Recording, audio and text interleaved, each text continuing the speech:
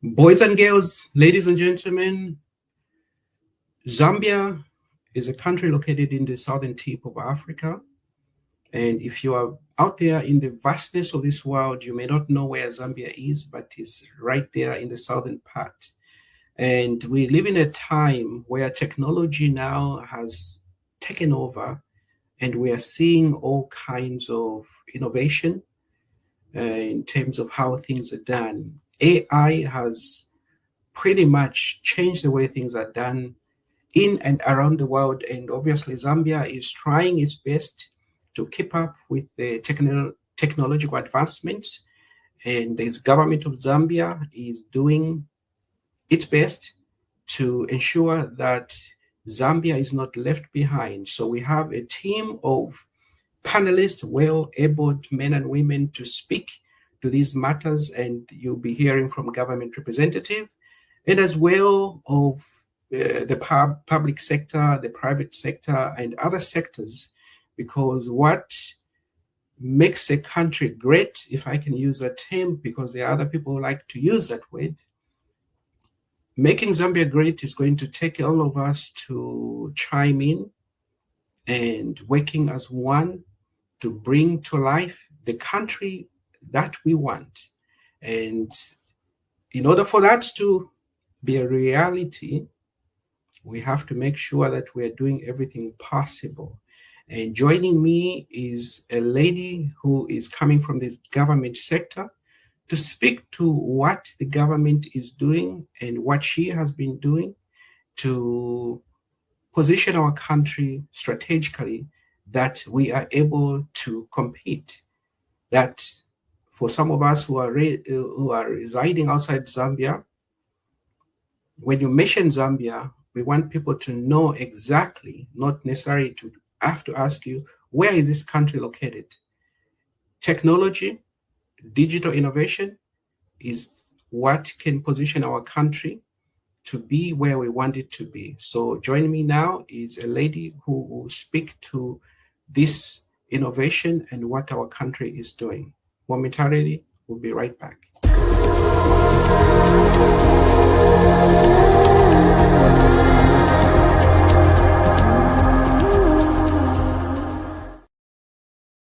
All right, so joining me now on the screen is Miss Nolianga Imasiku. Nolianga Imasiku will speak from the ministry's position. So without any further ado, welcome to our program, Madam Imasiku. Thank you, Noah. It's an honor to speak on this important topic today. Greetings to you, to everyone joining us, and of course to my fellow panelists. Good. Yeah, go ahead. Tell us a little bit about your background and the organization that you represent. Okay, my name is Nolianga Imasiku. As you have mentioned, I am the Principal Economist, Private Sector Development and Trade Promotion under the Ministry of Commerce, Trade and Industry in Lusaka, Zambia. And I am honored, of course, to speak on behalf of my ministry. For those who may not be aware, the ministry's mandate is to facilitate the growth, competitiveness, and diversification of Zambia's trade and industrial sectors.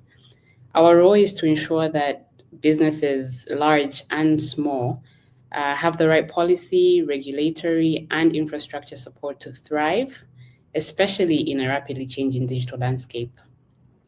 We should all by now know that digital transformation is no longer optional. Businesses today must embrace digital tools to remain competitive, to remain responsive, to remain visible, not just locally, but across borders. However, for this shift to happen at scale, government must play an enabling role. And that's exactly what I'll focus on today. What Zambia is doing to provide the regulatory and infrastructure support needed to help our businesses or even international businesses successfully transition into the digital economy, especially micro, small, and medium enterprises. Before I get into what we're doing, I want to answer a very important question, which is why digital transformation matters. Why is this so important? Well, the data tells a very clear story. Digital sectors are growing faster than traditional sectors across the globe. But beyond just the data, digital transformation is reshaping how we trade, how we communicate, and innovate. It provides an opportunity to level the playing field for businesses across the globe. Today, in a country like Zambia, it offers the opportunity for a marketeer in Northern Province to access the same platforms as a supplier in Lusaka or even in Nairobi. And digital tools help businesses cut costs, reach more customers, and do more with just less. And if the COVID pandemic taught us anything, is that digital capabilities from sales to remote working are no longer optional. So if we want our businesses to thrive in the 21st century, this transformation is absolutely non-negotiable. Let me get into the regulatory support now that I've answered the question on why digital transformation matters. When we speak about digital transformation, having the right laws and systems in place is critical, not just for protecting users, but also for enhancing investments and innovation. Some of the laws and regulations we have put in place include the Electronic Communications and Transactions Act, which enables businesses to legally enter contracts, issue invoices, and receive payments online. So, for example, a small business in Livingston can now supply goods to a buyer in Lusaka, and the transaction is fully legal, even if they never met physically. The Data Protection Act, which is now also in place, gives consumers confidence that their personal data, such as information entered on online shopping sites, will be handled responsibly. This includes sensitive details like bank card numbers, NRCs, passwords, and more. Under the Act, recipients of such information are legally mandated to store it securely and ensure it is only used for the specific purpose that the user has consented to. Ladies and gentlemen, this is critical. It's a critical foundation for building trust in the e-commerce platforms. We also have the Cybersecurity and Cybercrimes Act, on the other hand, which helps protect online platforms from fraud, hacking, and misuse. It makes it easier to report and prosecute cyber offenses. On the services side, we have PACRA, which is our registration company, now allows for online business registration. So you no longer need to queue up to open a company. We have ZRA, Zambia Revenue Authority, which has enabled e-filing and e-payment of taxes, which is improving efficiency for businesses. In trade, the digital single window allows importers and exporters to lodge trade documents electronically. This speeds up clearance processes when they physically get to the borders because everything is done online. Let me also just mention that we are aligning with the Africa Continental Free Trade Area. It's a buzzword if you're in digital space. There are e-trade platforms, which makes it easier for Zambian businesses to trade across the continent. With regard to infrastructure support, I must mention that regulation is only part of the story. Infrastructure is the backbone. Legal frameworks must be matched by practical access. Infrastructure remains one of the biggest barriers, particularly for businesses in rural and peri-urban areas. Through Smart Zambia, who will speak a bit later, we're expanding broadband coverage to reach more areas. ZESCO is working on renewable energy in rural and off-grid areas. But this is obviously because digital tools can't work without power. We're also driving public-private partnerships to build ICT backbone from fiber optics to data centers. And we're supporting innovation hubs and incubators to give startups the tools and the space they need to grow. Some of the Ministry of Commerce initiatives which I may highlight. We're implementing the National E-commerce Strategy, which gives businesses a clear roadmap for digital adoption. We've rolled out the African Continental Free Trade Area e-tariff platform for trade intelligence, which gives traders real-time access to tariff data across the continent. We are working with partners to provide digital skills training, especially for youth and entrepreneurs.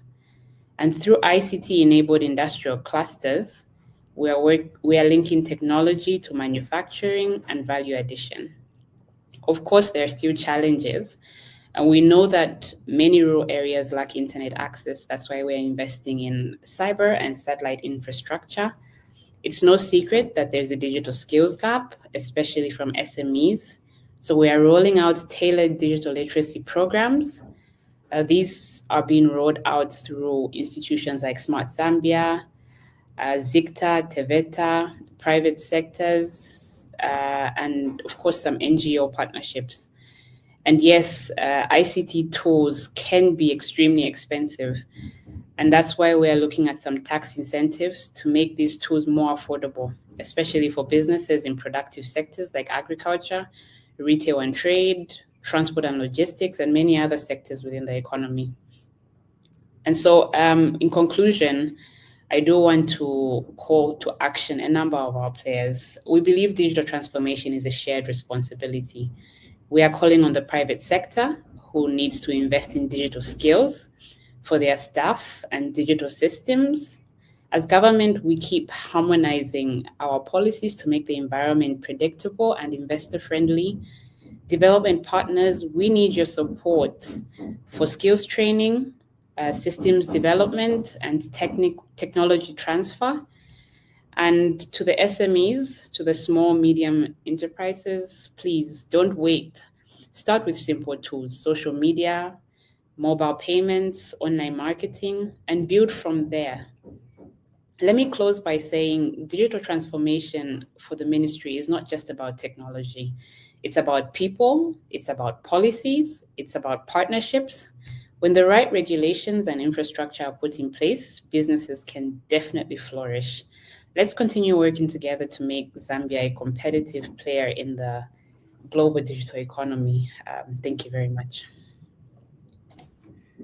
Yeah, well said, well said. I think the government needs to do everything possible to ensure that at least the country is in the right path and making available all these things that you have talked about. I think that's very good. So we're going to follow it up with the question before we let you go. I think the question that we have for you is, what current policies are in place to support businesses transitioning to digital operations?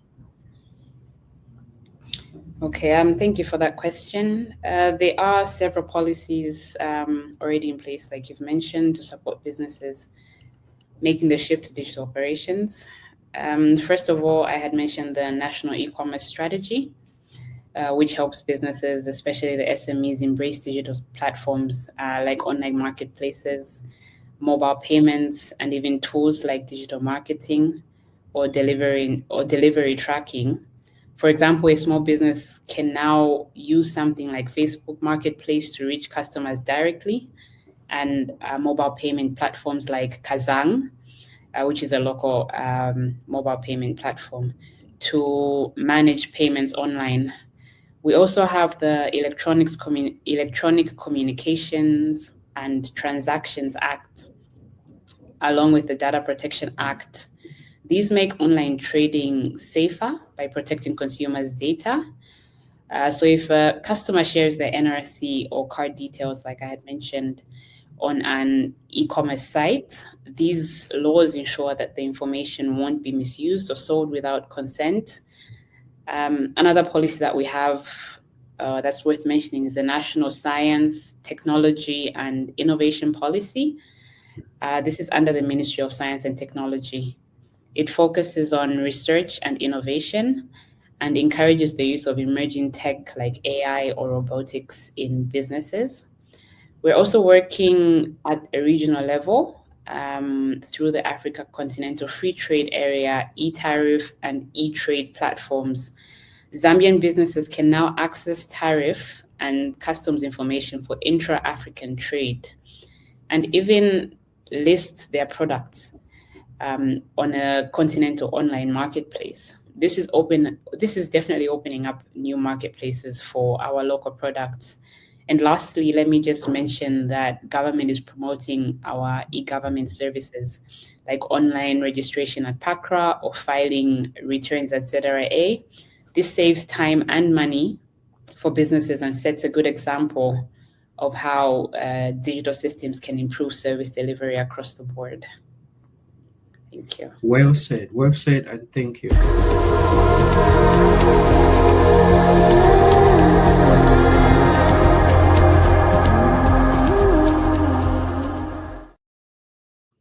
Now, joining me now is Mr. Brian Nawa. Mr. Brian Nawa is also representing part of the government. So I will let him introduce himself. Mr. Nawa, go ahead and give us an introduction for our listeners, our viewers, to know who we're talking to.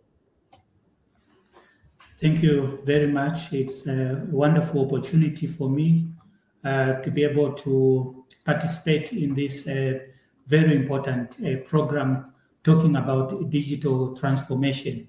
As earlier introduced, my name is Brian Nawa.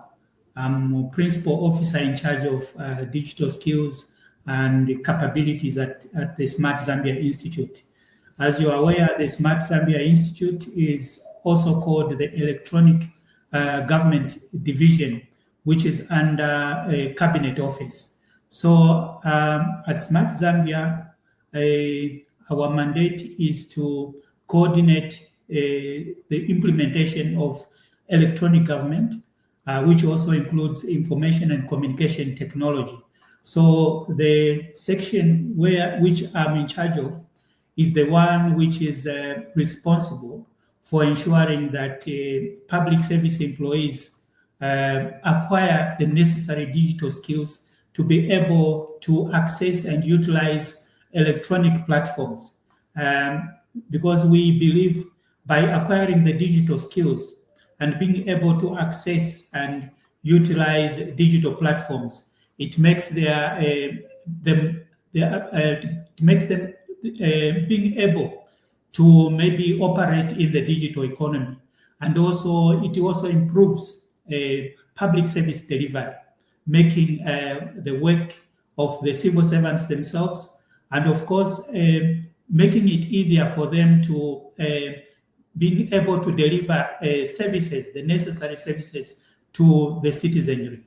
So in short, that's what I do in order to ensure that digital transformation takes place. We provide the digital skills which are necessary for the public service employees to be able to enhance their public service delivery to the citizenry. Yeah, so thank you, sir. So a follow-up question for you is, we want to find out what strategies has Smart Zambia found most effective in fostering a digital-first culture in public institutions? Thank you very much for that question. I think from our experience at Smart Zambia, the most effective strategies include leadership buy-in. I think from like Zambia, the way we are, starting from the president himself, the head of state, there is a lot of buy-in. When you follow his statements or press releases and so forth, he talks about digital transformation. So you can see that there is already buy-in at that level, which buy-in the Smart Zambia is also trying to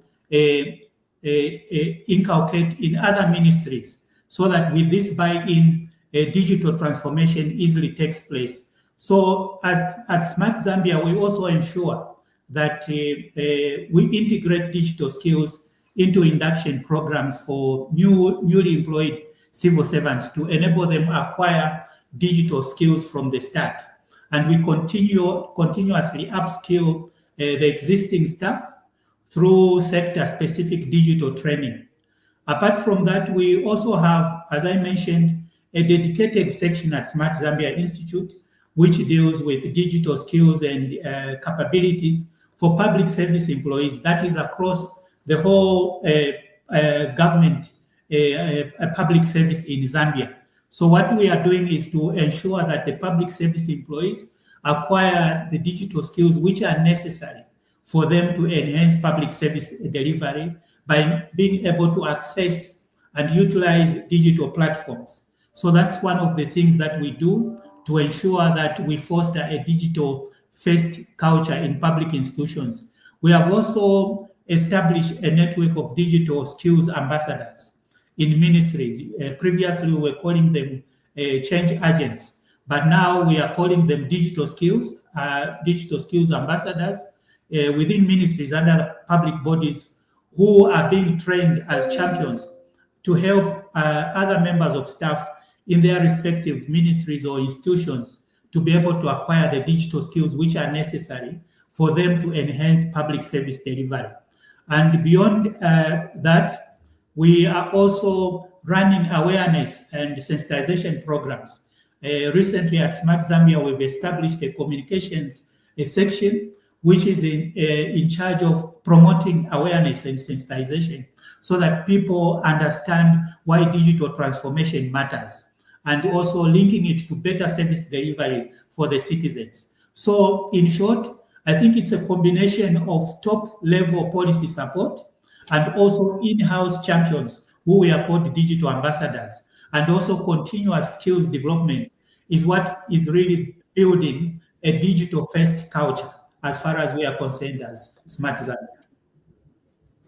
Yeah, it's good to see what government is doing from different angles. So I think this is a direction I think the country needs to be on to ensure that at least the government, which has the bigger part to play, ensuring that the platforms, the necessary services, digitalization, innovations is supported from all areas of the country. So this is good, and we'll continue on with you. So, but we have a few other guests that would, sure, dying to jump on and share their thoughts. We'll get back to you, Mr. Nawa, as we proceed in our conversation.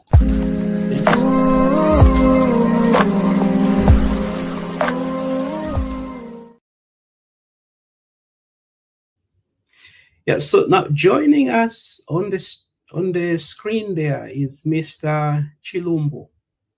Mr. Chilumbu, introduce yourself, sir. And make sure you unmute yourself. Mr. Chilumbu, introduce yourself.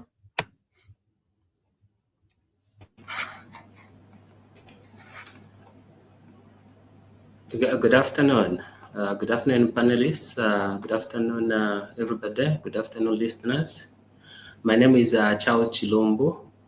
I am the manager, networks and applications at Zambia University College of Technology based in Ndola. Basically, my work is to support the core functionality of the university as a bridge creator between the core functions of the institution as well as our periphery of our clients. I manage end-to-end and software development, secure network infrastructure, and ICT resource optimization to drive business efficiency. Basically, that's what I do, and I have been doing that in the past 4 or so years. I am interested in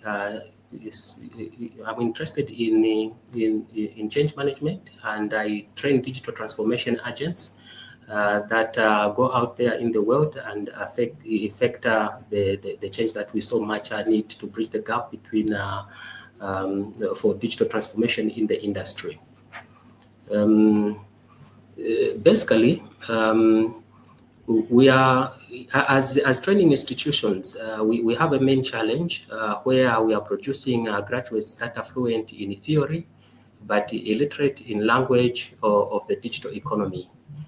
Industry complains of this skills gap, and academia usually points to the rigid curricula.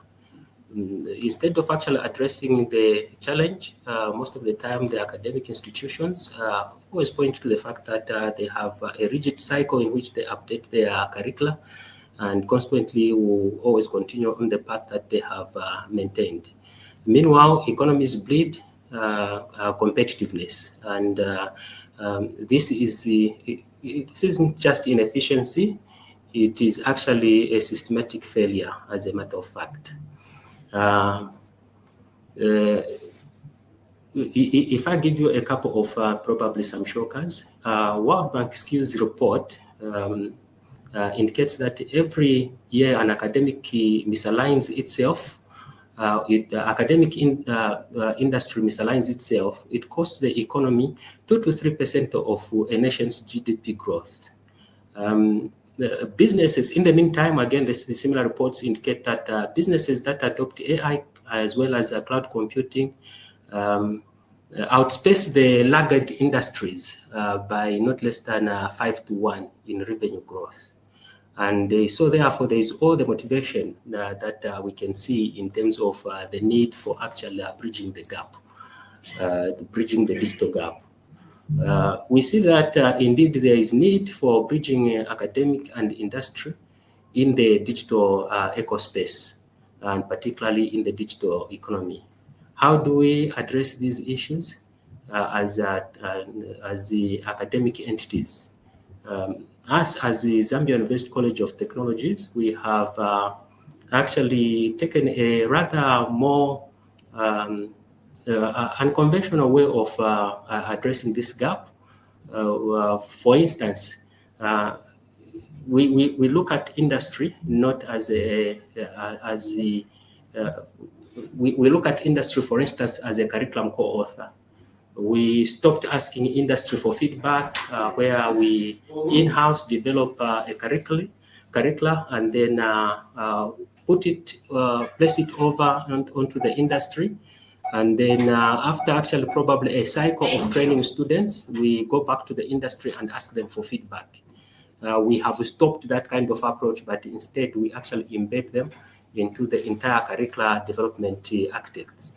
The proof that we have, for example, I may cite one example. We have one very popular course that we run for the mining industry especially, which is actually optic fiber splicing. This optic fiber splicing was actually created with embedding in the industry to address the actual needs that they have on the ground. This is just a typical example I'm giving you, as well as leveraging the highest TVET standards in the world that are exposed by World Skills International.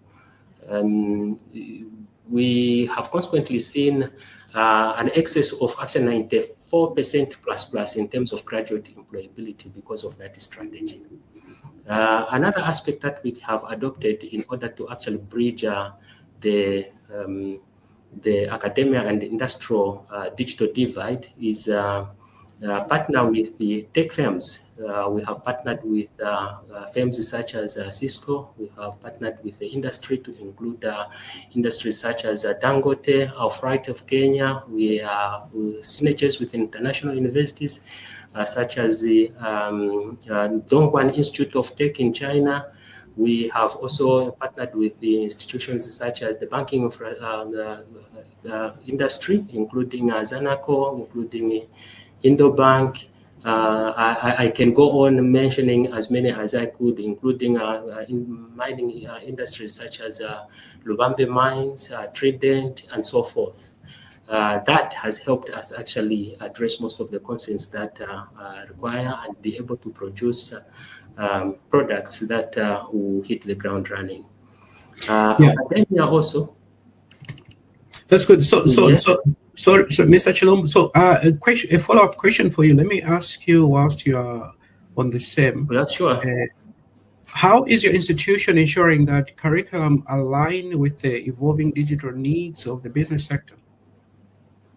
You see, most of I have already indicated that the basic approach, the simplistic approach to curricular development is actually look up, assume some needs for the industry and develop a curricula for them without actually embedding them in.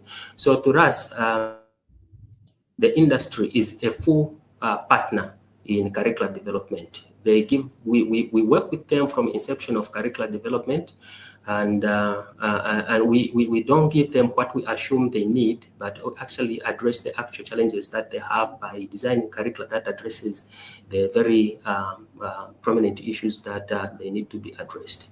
And we also ensure that we don't exceed more than 2 years in a cycle of a particular curricula. So we ensure that the curricula is looked at and reevaluated, its impact assessed within not more than 2 years.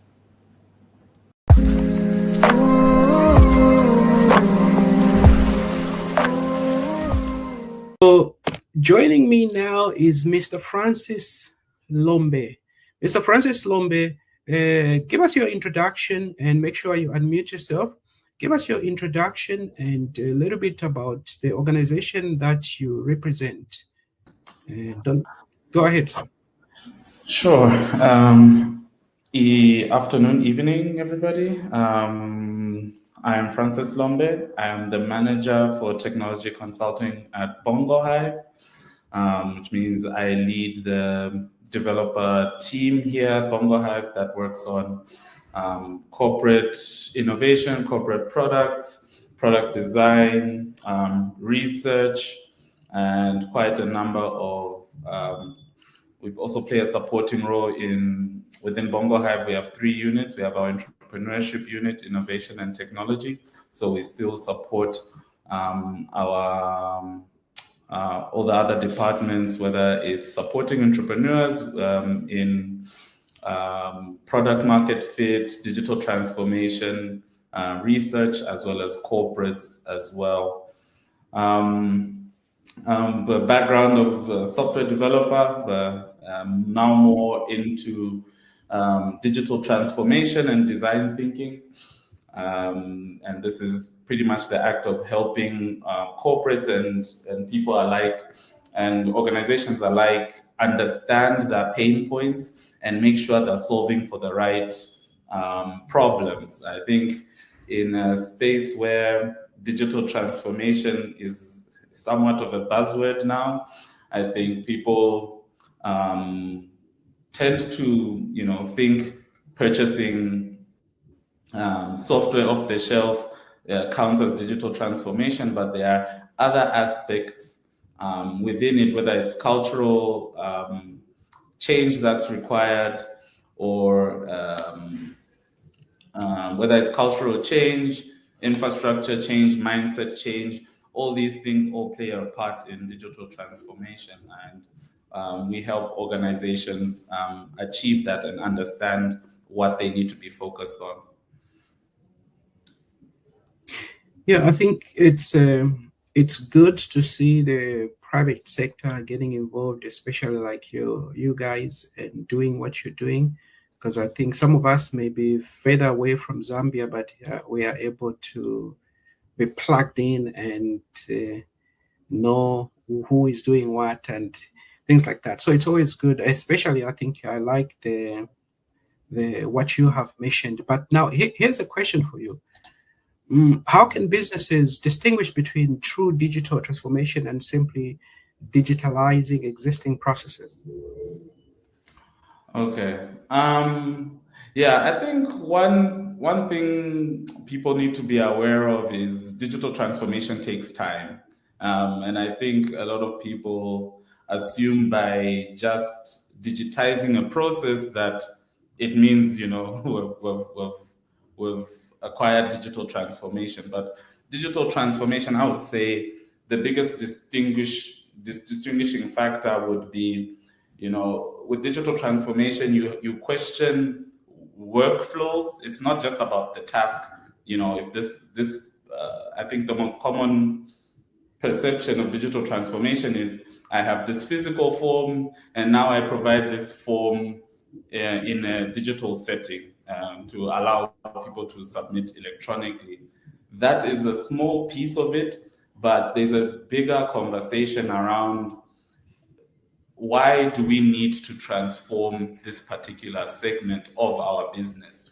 And digital and key indicators you can use to determine whether you have acquired, full digital transformation. And like I said, this takes time.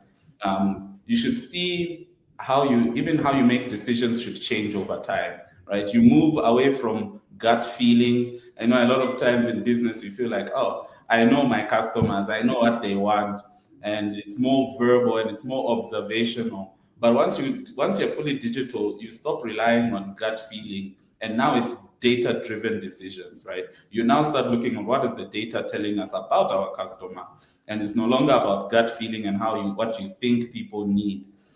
So that's one indicator. You sort of move away from guesswork, for lack of a better term, to I have the facts and the data to back this journey. And it's always embedded in strategy, right? So digital transformation at the core of it is also embedded in strategy. And when I say strategy, I mean you now think you have to rethink how, one, your employees interact with your business and how your customers interact with your business in a more meaningful way.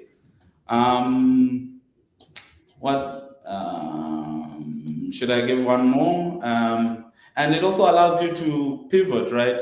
If you are fully digital, you can withstand more environmental changes. And I think, I guess, depending on where the conversation goes, I think, digital transformation is like a basis for the AI conversation. If you've done your digital transformation well, you can sort of leverage AI in a more complete manner. Yeah.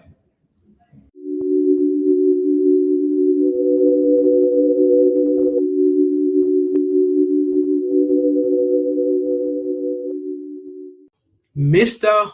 Ubushibantu, your introduction, sir, and the organization that you represent. Make sure you are unmuted before we proceed. Make sure you're unmuted. So sorry. Yeah, my name is Vernon. I like to leave out the last part because it's very difficult for other people to pronounce. But it's Vernon Mainza Ushibantu. So I am co-founder and CEO of Zipos. So Zipos is a point-of-sale company that helps micro retailers with inventory management systems.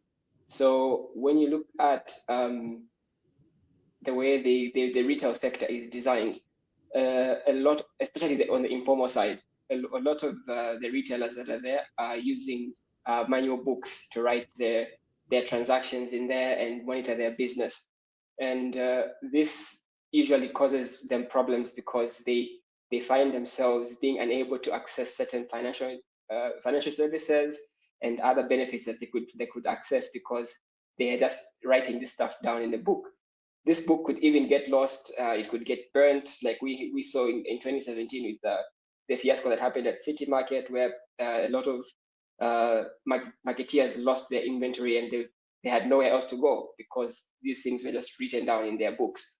So we were trying to come in and bridge that gap and help them have these things digitized, so that as they have them digitized, they can have a record that is sitting on a cloud somewhere.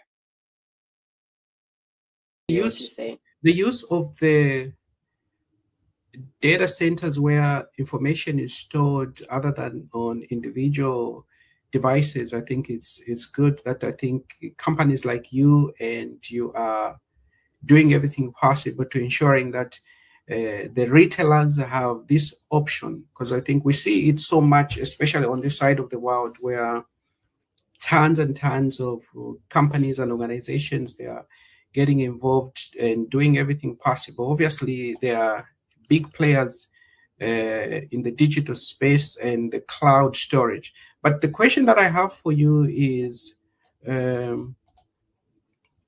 what criteria should small businesses use when choosing digital tools or platforms? Okay, so this is a very interesting question because in my opinion, when they sit down to choose the tools that they're trying to use in their business, the criteria they should look at is, first of all, does it solve their problem? Like, what problem are they experiencing? Is it just pilferage? Are they trying to access financial services? Are they trying to make e-commerce sales? It's all of those things that they need to look at. And then once they look at those things, now they choose the tool that works best for them. So for example, if you have an online store and you're looking to just make sales, I think there's plenty of free resources out there that you can use. But where you have a physical store and people actually walk into your store and buy their items, I think now the conversation there is different, because you're now looking at your business records, you're now looking at your transaction data and all of those things. So all of those things should feed into the decision that you're trying to make at that point. Yeah, I think it's a good transitioning point to bring up Mr. Madam Nolianga. Sorry about that. It's a good transition point. So we'll circle back to you, Mr. Mainza. Let's get back to the ministry and see what her thoughts are on terms of what has been shared. So we'll circle back to you, Mr. Owushiwantu. Will be back with you.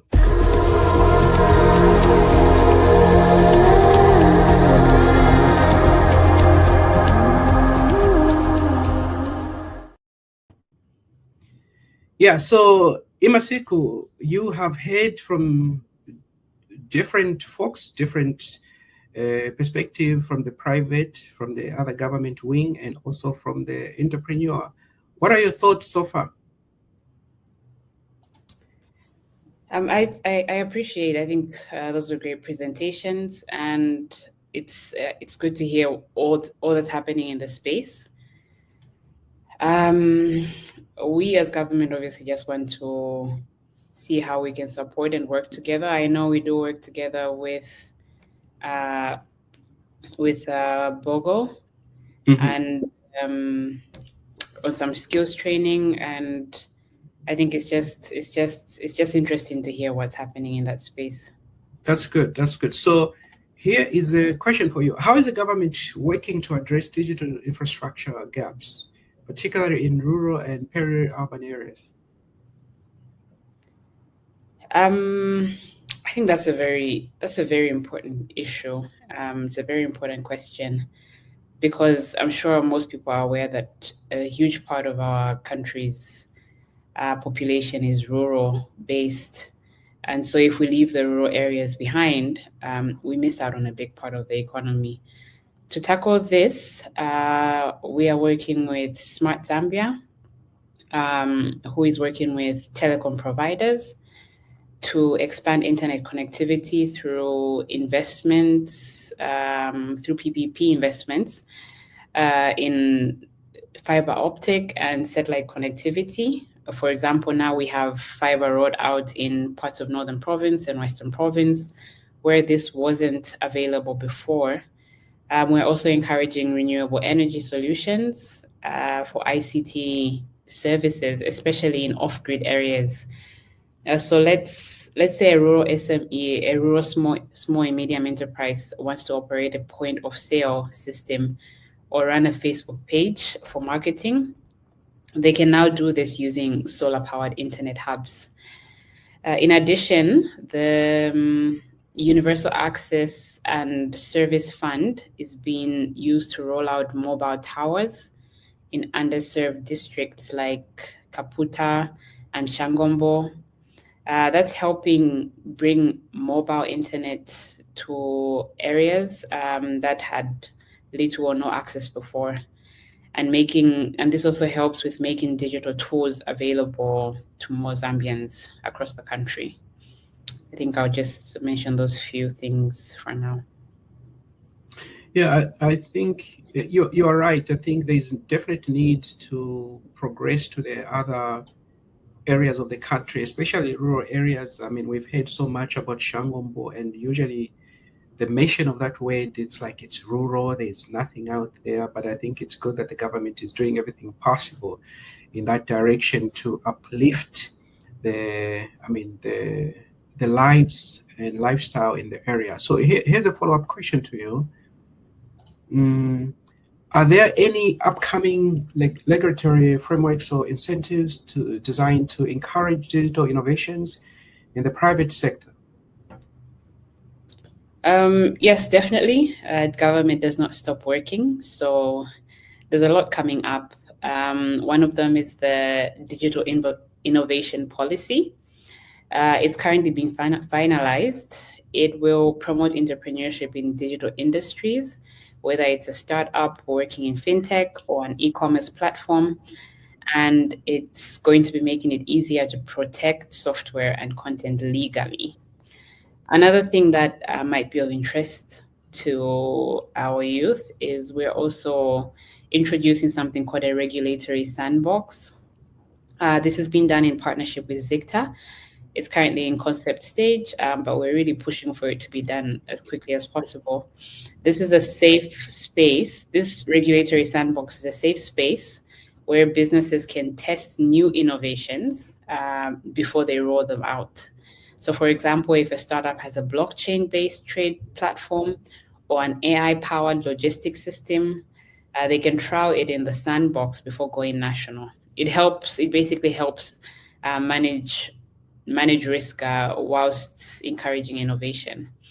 I had mentioned, I think, some tax incentives that we have because of the cost of ICT equipment.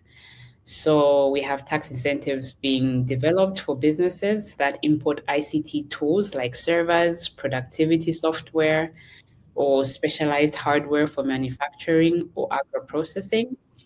These incentives are especially useful for SMEs who need to invest in tech but face cost barriers. I could also mention we are launching an SME digital skills incentive program. I had mentioned that there's a skills gap.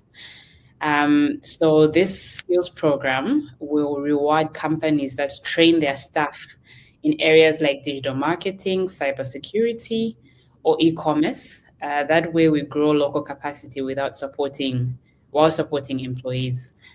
I could also maybe quickly mention one other one. We're also working to improve digital finance access with tools like mobile credit scoring, and digital microfinance platforms. These allow even small enterprises like salons, food vendors, or tailors to access credit without the need for traditional collateral. But also on a continental level, I can mention lastly that Zambia is one of the pilot countries for the African Continental Free Trade Area's e-trade integration.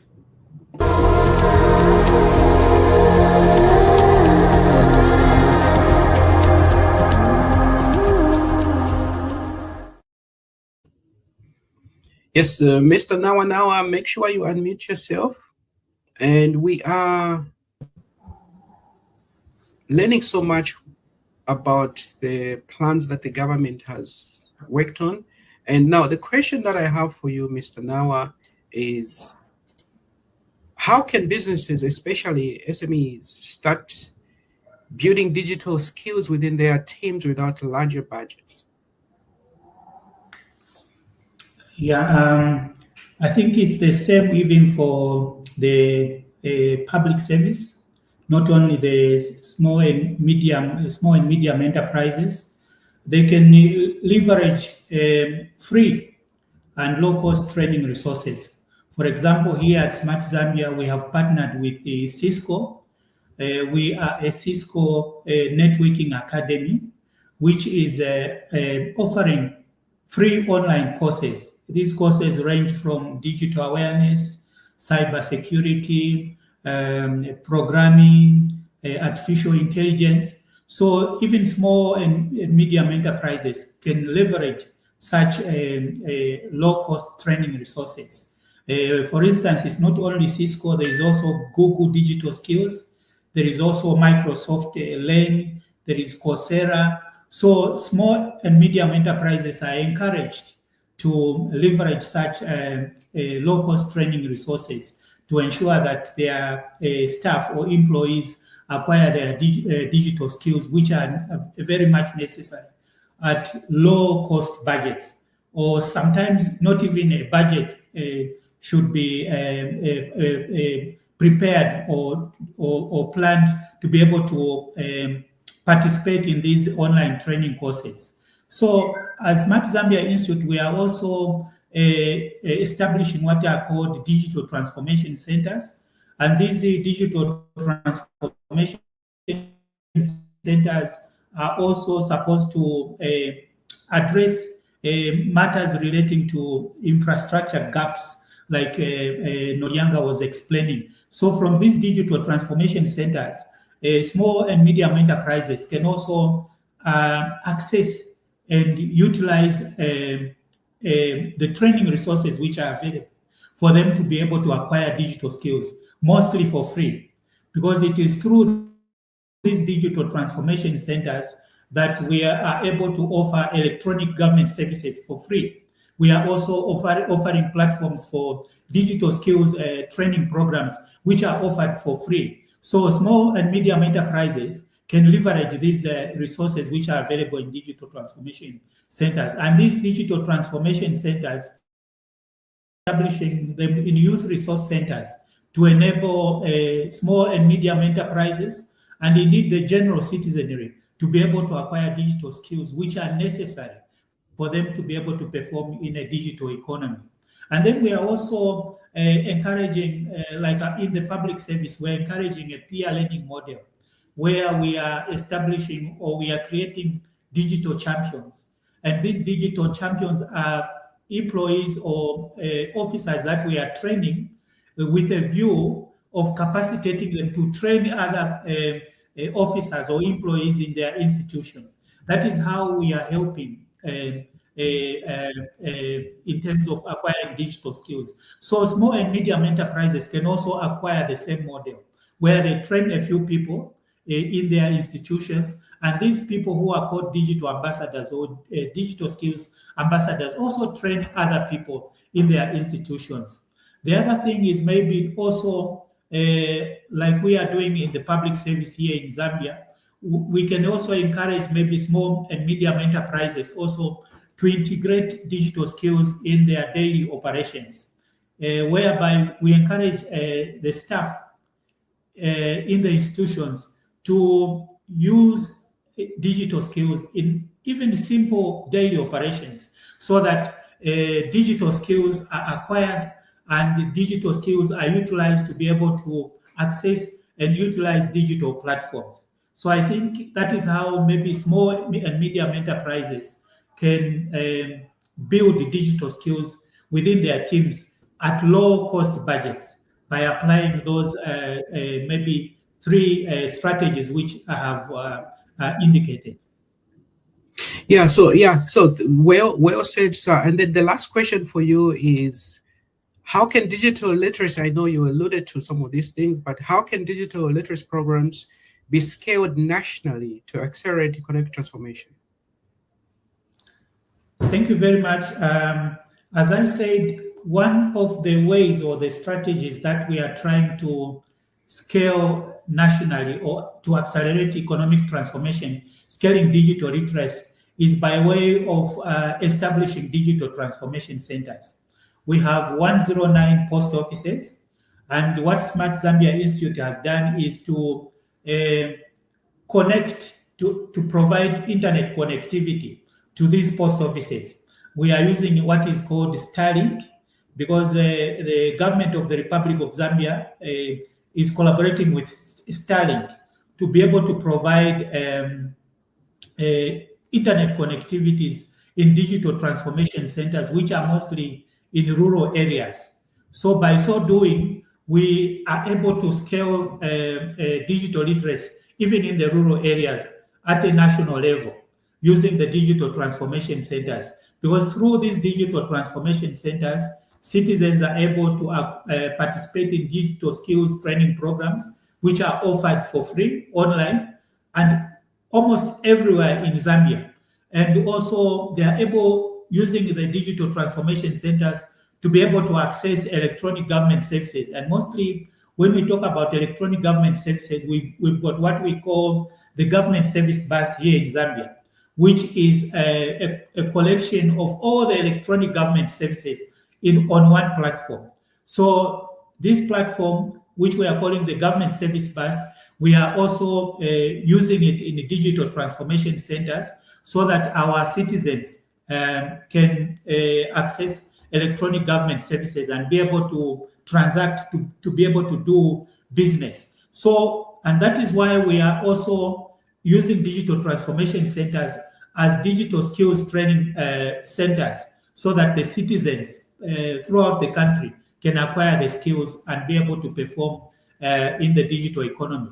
We are not only using post offices, but we are also using youth resource centers. We have about 23 youth resource centers. So Smart Zambia Institute is working in collaboration with the Ministry of Sport, Youth and Arts to be able to provide digital skills to citizens where these youth resource centers are, and which we have now turned into digital transformation centers so that the citizenry can acquire digital skills. Apart from that, we are also accelerating economic transformation by encouraging the localization of local content. That's one of the things that we are doing. We are trying to localize even our training content into local languages so that people in various areas in the country can use or read these training contents in their own local language and be able to acquire the digital skills that are necessary. So we are using mobile money, online market places, digital marketing to improve productivity and income. So when citizens can use digital tools to transact, learn and connect, we create the conditions for a more inclusive and tech-enabled economy. So that's what we are doing as a Smart Zambia Institute to scale digital literacy at a national level and accelerate economic transformation. So that's what Smart Zambia is doing. Well said, sir, and thank you. We'll circle back to you. Thank you, sir. Premier Media is one of the fastest growing independent media enterprises that produces bias-free content and streams educational programs to empower Africans, African Americans, and the African diaspora around the globe. Premier Media owns and operates a valuable portfolio of streaming programs, such as Primetime Show, The Circle of Love, Leadership Files, and Revolution. Not forgetting our signature development panel series, which features experts around the world that highlight challenges and opportunities in Africa, putting Africa in the center of global conversations. For more information, visit us at premiermedia.com or follow us on social media. Yes. You are watching Premier Media, and this is your host, Noah Ndlovu, broadcasting live from Washington. And I am Mr. Chilumbo. Mr. Chilumbo, sir, we are back with you. So, continuing the conversation, sir, we wanted just to check your tech, because I think it's always important to have academia doing the training, the education, to ensuring that our people are being taught the right information. And Zambia, I think in the space of, I think we've heard from the government is doing everything possible. So now the question that I have for you, sir, is, are there any ongoing partnerships between university and local businesses to promote digital innovation? Yeah, you want to make sure you unmute yourself.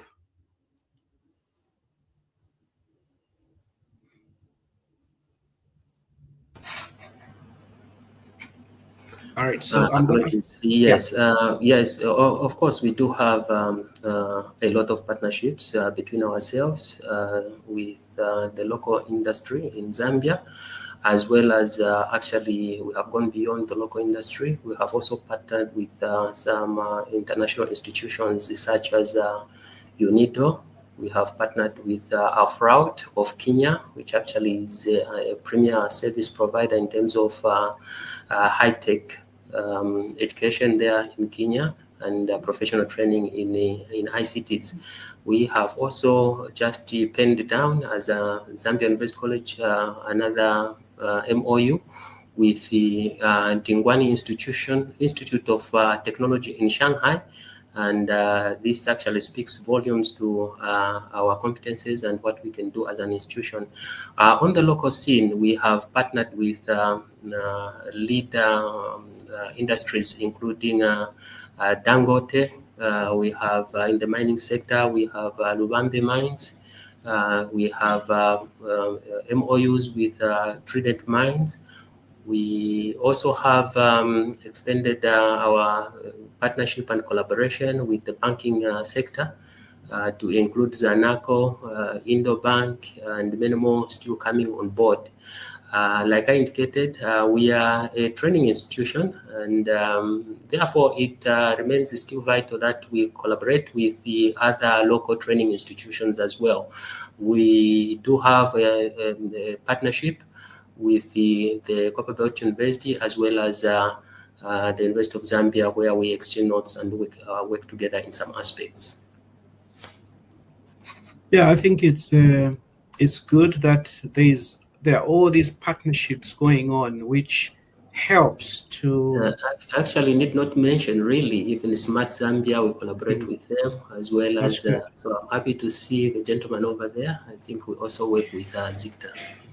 That's good. It's always good to network and to partner, collaborate with other organizations, not only in Zambia, but even outside, because it gives you the credibility that people want to see. Now, the last question that I have for you, sir, is what role do you see research? Because research is a very huge, important component in terms of innovation and advancement.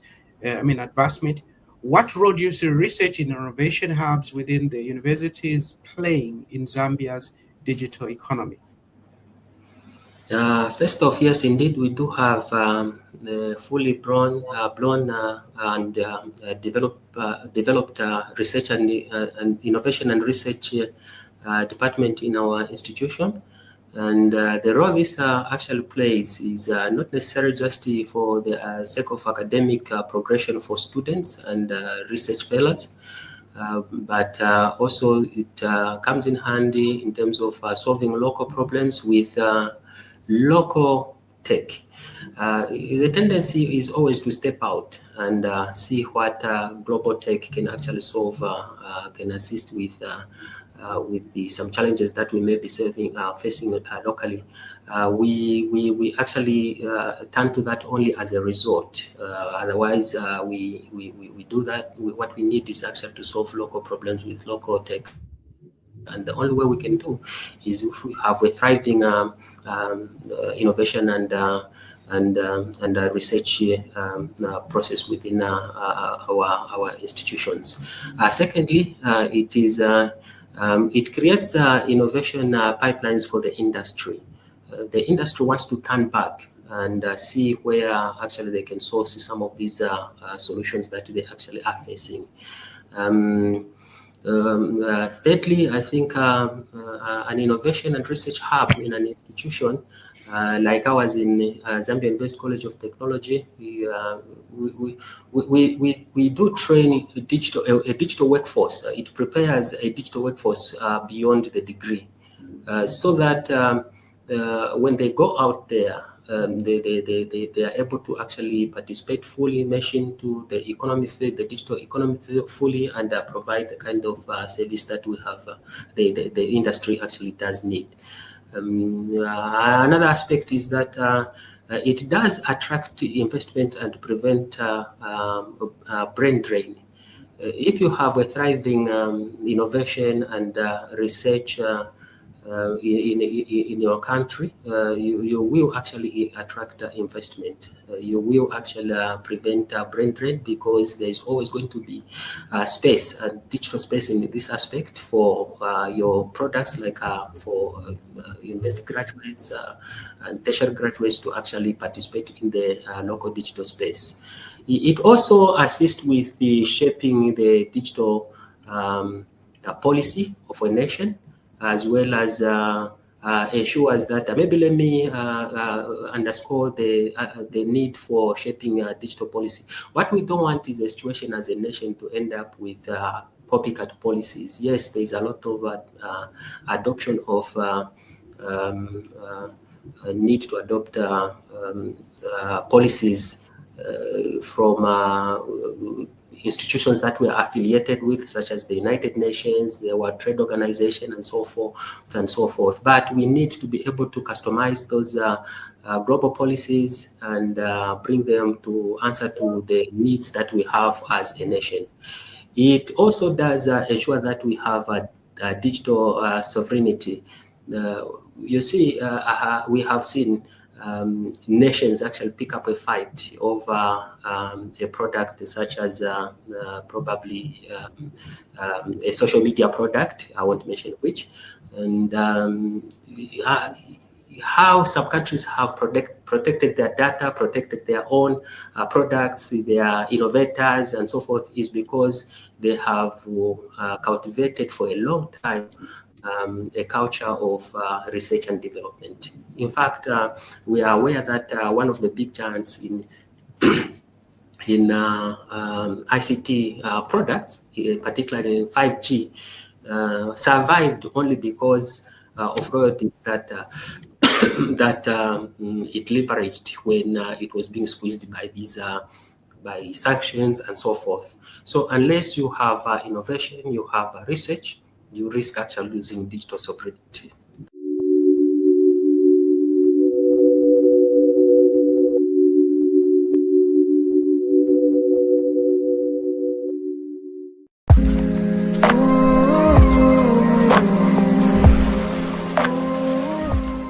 Mahinza, your takes, because I think as an entrepreneur, you are on the other side of the spectrum, and I think it's always good to see different perspectives, because in order for development to happen, the government has to be able to create the conditions necessary, but it's also very, very incumbent upon the private sector, the public sector, and also the entrepreneurs like you to do what you need to do to ensure that at least you are not just saying the government is going to do everything.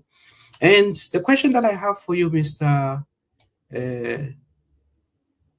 Mahinza, is, in your experience, what low cost or free digital solutions have proven most effective for CMEs in Zambia? That's an interesting question. To be very honest with you, I can't think of any low cost or free digital solutions that have proven to be very effective for Zambian SMEs.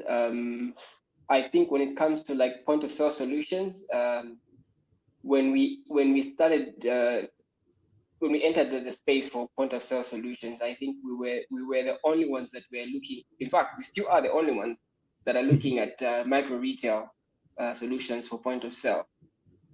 Most players in the space are looking at payments, and they are obsessed with payments.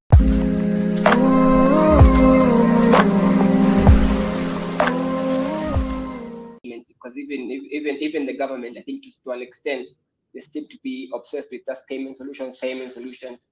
They forget about those that are not really looking for payments, or rather they forget that payments are a complementary service. You know, they don't look at other things that will enable players in the space to have solutions that help them.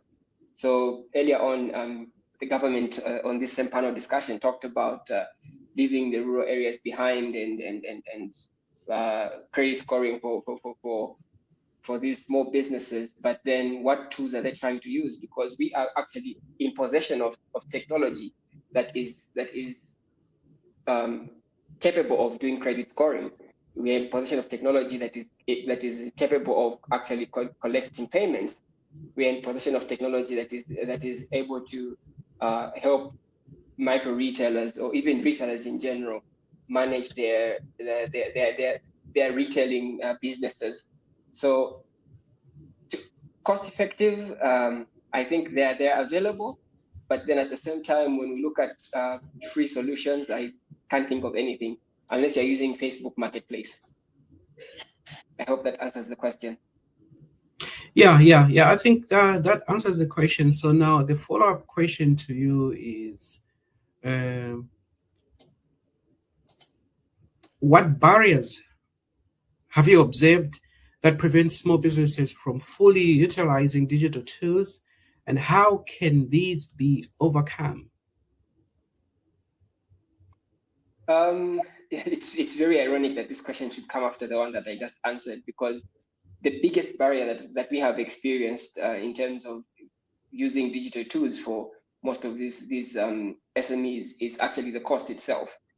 So this is why I say this is very ironic, because when you look at the cost of all of these things, you're looking at the hardware cost, for example. They need some sort of computer to be able to use these digital tools.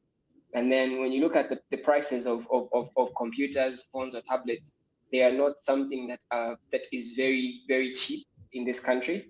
They are quite affordable, but then when you look at in a rural setting, you're looking at a pharmacy, for example, that is all the way in Eastern Province in the outskirts of the Lukusuzi National Park.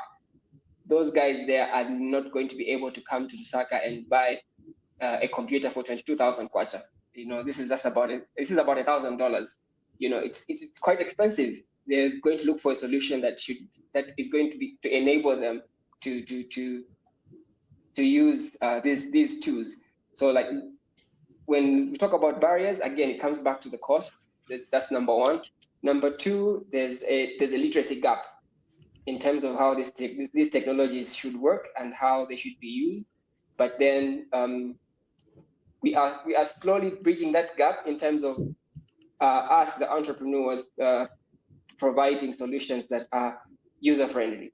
In a matter of words, yeah. Yeah. Well said, and thank you. It's always good, to get the perspective.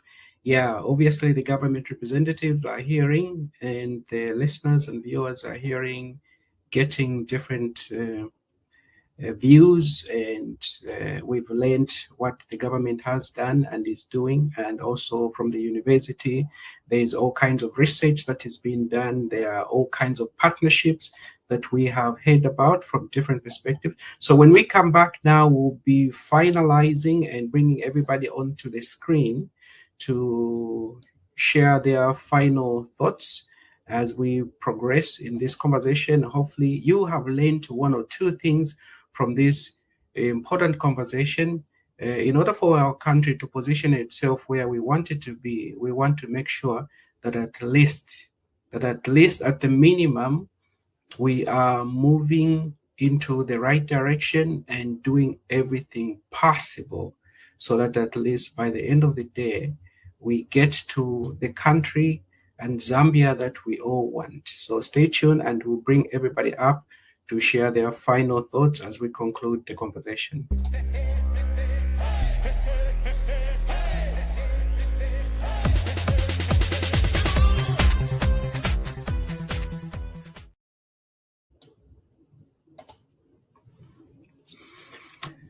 Ladies, I was going to say ladies plural, but I don't know if I can say lady and gentlemen, but we'll just say ladies, even if there is one, bear with us. Ladies and gentlemen, we are now in the final stretch as we are finalizing our conversation. So we want to give you a moment to share with our viewers, our listeners around the world, what your take is. We're going to start with Mr. Francis Lombe, who will kick us out. So this is the time to talk about your final thoughts, what you didn't talk about, what you want people to know about you or the organization that you represent. Mr. Lombe, take it away. Thank you, Noah. I guess I'll start with the topic and then I'll dive to the organization. So I think for me, in summary, I think from even listening to the rest of the panelists, there is a huge push towards digitization. There's a huge push towards collaboration. There's a huge push towards digital literacy. And I think when we look at the digital transformation journey within Zambia, the biggest, well, maybe not the biggest, but one of the main hurdles I see is really the differences in that digital literacy gap. And this is where that research component, from our perspective, we know the terminology is human-centered design, where we keep the end user at the focal point of it. And this also means understanding what tools the people you are targeting are leveraging, whether it's feature phone, smartphone, laptop. All these things need to be taken into consideration within your digital transformation journey. And as a closing remark, from a collaborative point of view, I think as Bongo Hive, we're big players in building the ecosystem from different aspects, whether it's tech, entrepreneurship, innovation. We play a big role in those spaces, and we're open to collaborate, we're open to partner. We've already got a few MOUs and partnership agreements with government, with academia, and we are looking to help empower those institutes as well to also spread it. Sometimes there's a lot of work to be done, and I think the only way we're really going to make any headway is through collaboration and everybody pulling their weight. Yeah, thank you. Yeah, so thank you, Mr. Lombe, for that. We're gonna go to Mr. Chilombo. Your final thoughts, sir.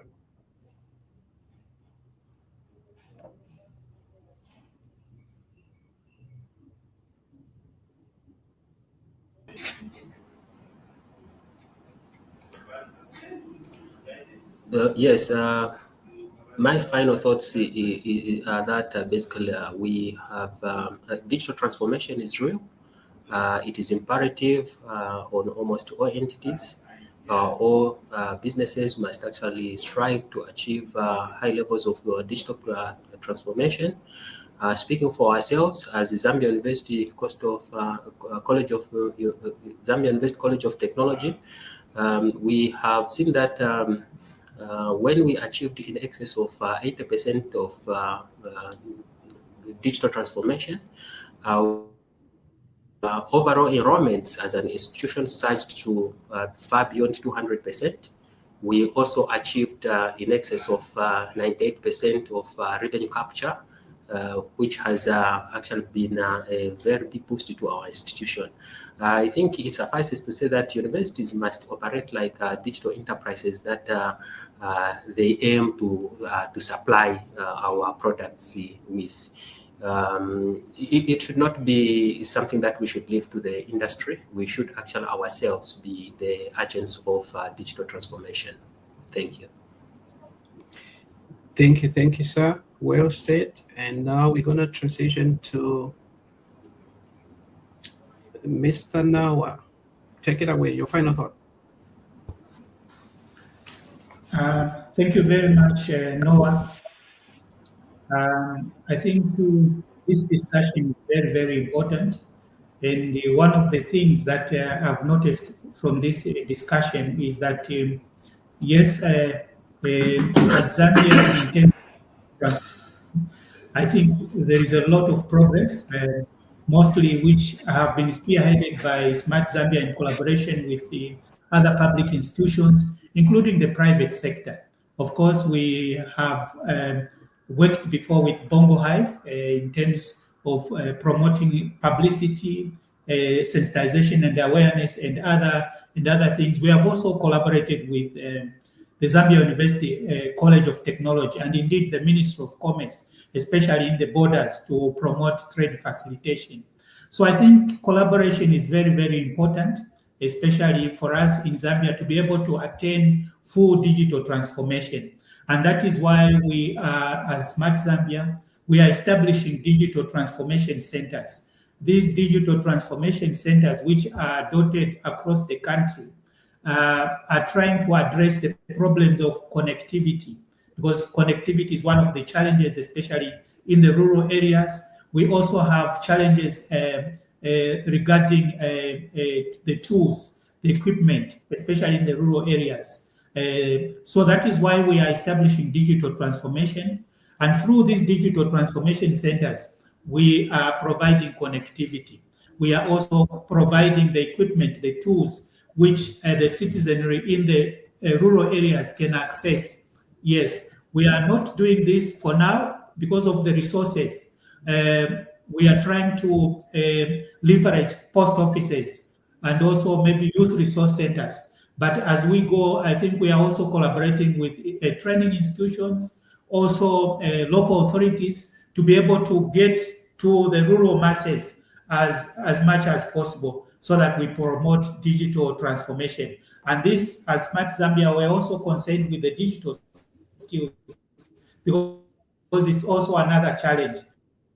And that's why, as my section is concerned, we want to ensure that the public service employees acquire the digital skills which are necessary for them to be able to utilize digital platforms and also to be able to perform in the digital economy.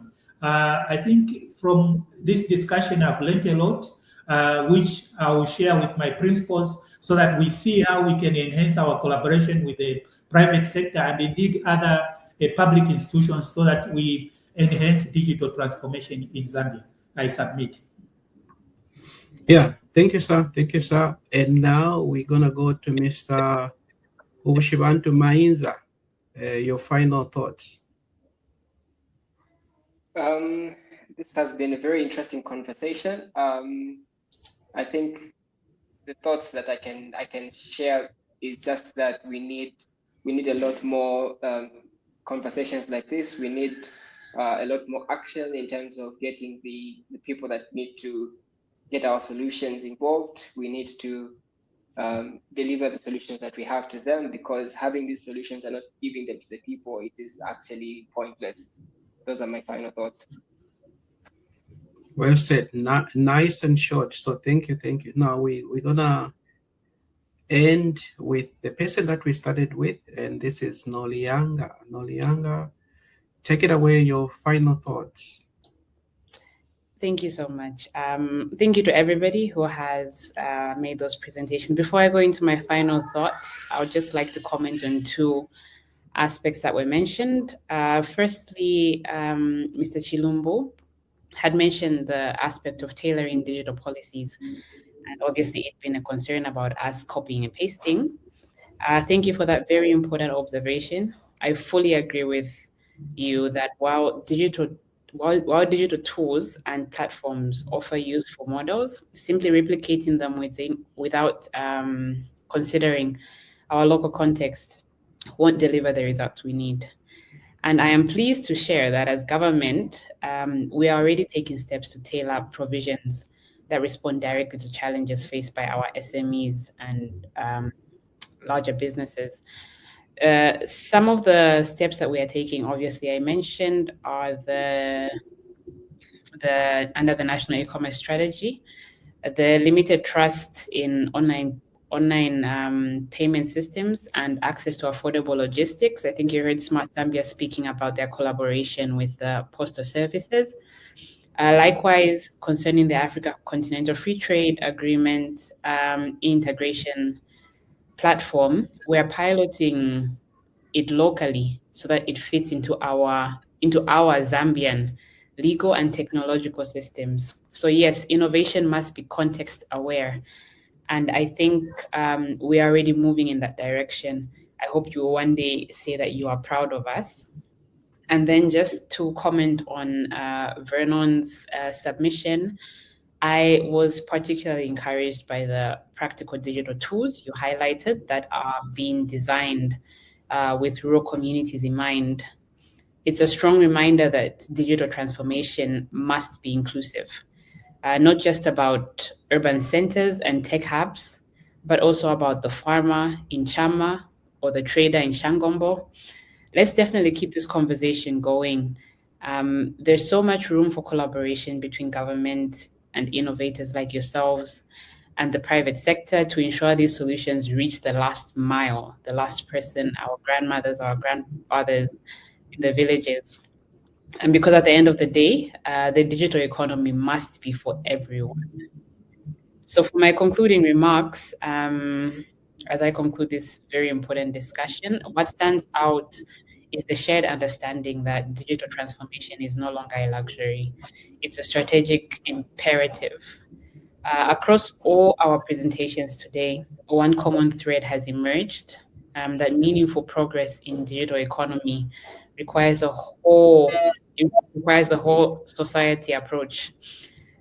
We've heard about the important skills, the power of innovation, power of partnerships, and enabling role of infrastructure. The future of commerce, whether for large corporations or small informal traders, will be increasingly digital, borderless, and data-driven. Our collective task now is to move from intention to implementation. Government will continue to create an enabling environment, but we invite all stakeholders, private sector actors, innovators, researchers, and development partners to actively participate in shaping Zambia's digital future. Let this not be the end of the conversation, but obviously the beginning of deeper collaborations.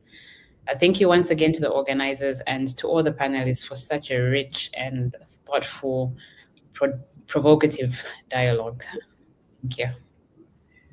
Thank you. Thank you to you, and thank you to everyone. We will definitely circle back at some point to have a follow-up conversation on this to see where we all stand, the government, the private sector, and the entrepreneur. Because research, innovation is what we need to ensure that our country is keeping up with the times, because just like Noliangwa said, this is no longer a luxury, it's a necessity for advancement of our country and the improvement of lives across. And with the better digitalization, information exchange, payment systems developed, it's going to help us all to ensure that at least we're keeping up with the times. Once again, I want to thank you all, and we'll circle back at a later stage as we continue this important conversation. So, ladies and gentlemen, boys and girls, from wherever you are watching this program from, I just want to encourage you all to do what you can to contribute to the betterment of your country. And it is your responsibility, not necessarily the government alone, to bring about meaningful change in our country. The government creates the environment, but the government depends on people, the private sector, the public sector, the entrepreneurs, to tell them you have it's your civic responsibility to reach out to your government representatives and try to engage them. If you have ideas on how things need to be done, it is your responsibility to channel those ideas accordingly so that collectively as a country, those ideas will be put to good use. Once again, I thank our listeners, our viewers, and above all, we thank our panelists for taking time to be with us today as we share ideas on how best we can improve the digital space and ensuring that Zambia is not left behind. So thank you all, and see you back when we circle back next time. Thank you.